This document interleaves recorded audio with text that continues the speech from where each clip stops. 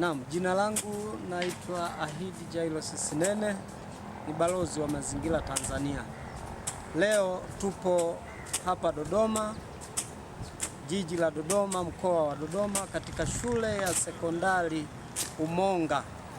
Shule hii ninayo historia nayo kubwa toka utumishi wangu nimeanza. Kwa hiyo hapa leo nipo kama balozi wa mazingira Tanzania.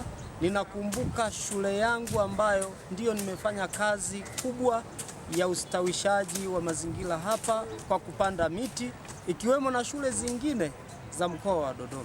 Kwa hiyo hivi leo tumeleta miti zaidi ya 100 na wataendelea kupanda, lakini sisi tutaendelea kupanda hii miti ambayo ipo hapa ya matunda na ya kimvuli, ili watoto wetu hawa kuboresha lishe shuleni, lakini kuwa na afya bora wanapokuwa wanatekeleza jukumu la ujifunzaji na ufundishaji kwa walimu.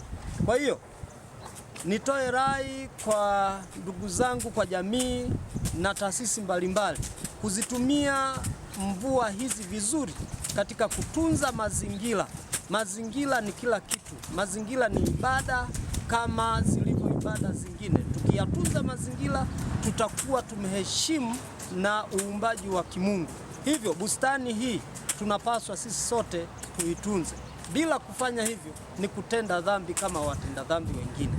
Kwa kusema haya, niombe kwa dhati kabisa kwamba mvua zinazoendelea tuzitumie, kila mmoja anaweza kapanda miti 5 miwili kwenye eneo lake, alafu na sisi walimu tunaendelea kurithisha mwanafunzi hadi mwanafunzi mwingine, kuhakikisha anapopanda mti, anapomaliza kidato cha 4, basi ana mti wake na anakabidhi ule mti.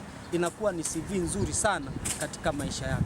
Baada ya kusema haya, niwapongeze sana kwa kushiriki katika ujenzi wa mazingira kwa namna tunavyoendelea kustawisha katika jiji letu la Dodoma.